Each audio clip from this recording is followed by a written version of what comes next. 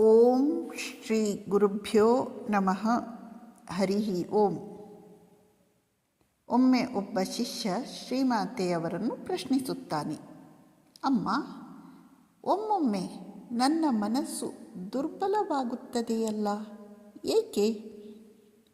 ಶ್ರೀಮಾತೆಯವರು ಉತ್ತರಿಸುತ್ತಾರೆ, ಮಗು, ಅದರ ಬಗ್ಗೆ ಹೆಚ್ಚು ತಲೆ ಕೆಡಿಸಿಕೊಳ್ಳಬೇಡ.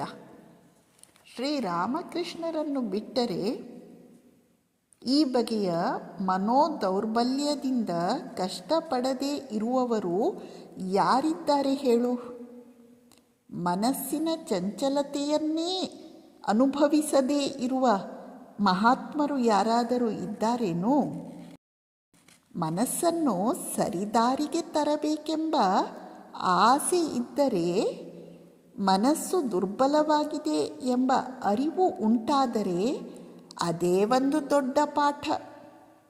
ಮಹಾಮಾಯೆ ಆಗ ಸಂತೋಷದಿಂದ ನಮ್ಮ ಅಡ್ಡಿ ಆತಂಕಗಳನ್ನೆಲ್ಲ ನಿವಾರಿಸಿ ಬಿಡುತ್ತಾಳೆ. ಆದರೆ ಸಮಸ್ಯೆ ಏನು ಎಂದರೆ, ಮನಸ್ಸು ಒಂದು ದಿನ ಸ್ವಲ್ಪ ಸರಿಯಾಗಿದ್ದರೆ ಮನುಷ್ಯನಿಗೆ ಅಬ್ಬಾ, ನಾನೆಲ್ಲವನ್ನೂ ಸಾಧಿಸಿಬಿಟ್ಟೆ ಎಂದು ಅಹಂಕಾರ ತಾಳಿ ಮುಂದುವರಿಯುವ ಪ್ರಯತ್ನವನ್ನೇ ಬಿಡುತ್ತಾನೆ.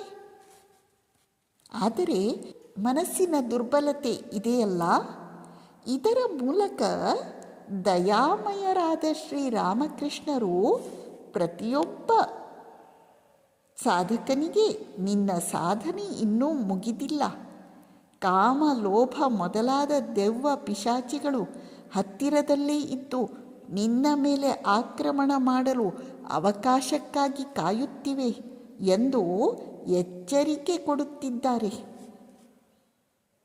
ಇದರಿಂದ ನಾನೊಬ್ಬ ದೊಡ್ಡ ಸಾಧಕ ಎಂಬ ಜಂಬದಿಂದ, ಅಹಂಕಾರದಿಂದ ಪಾರಾಗಬಹುದು. ಮಗು, ನೀನು ಬದುಕಿರುವವರೆಗೂ ಶ್ರೀರಾಮಕೃಷ್ಣರ ರಕ್ಷಣೆಯಲ್ಲಿ ಆಶ್ರಯ ಪಡೆ. ಇಲ್ಲದಿದ್ದರೆ ಇಂಥ ಕೆಲಸಕ್ಕೆ ಬಾರದ ವಿಚಾರಗಳೆಲ್ಲ ತಲೆ ತಿನ್ನುತ್ತವೆ. ಶರಣಾಗತಿ ಭಾವ ಕೊನೆಯವರೆಗೂ ಇರಬೇಕು.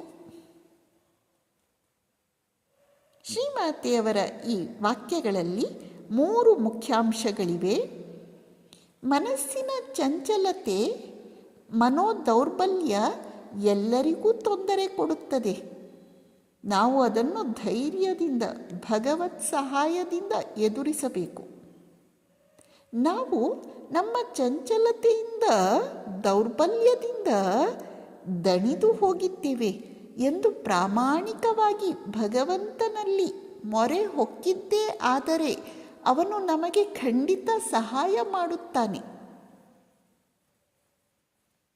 3ನೇಯದಾಗಿ, ನಾವು ಅವನಲ್ಲಿ ಶರಣಾಗಬೇಕೇ ಹೊರತು, ಅವನಲ್ಲಿ ಶರಣಾಗಿ ಅವನ ಸಹಾಯ ಲಭಿಸಿ ನಾವು ಸಾಧನಾ ಪಥದಲ್ಲಿ ಮನೋನಿಗ್ರಹವನ್ನು ಸಾಧಿಸಿದಾಗ, ಮನೋದೌರ್ಬಲ್ಯದಿಂದ ಪಾರಾದಾಗ, ಅಹಂಕಾರ ವಶರಾಗಿ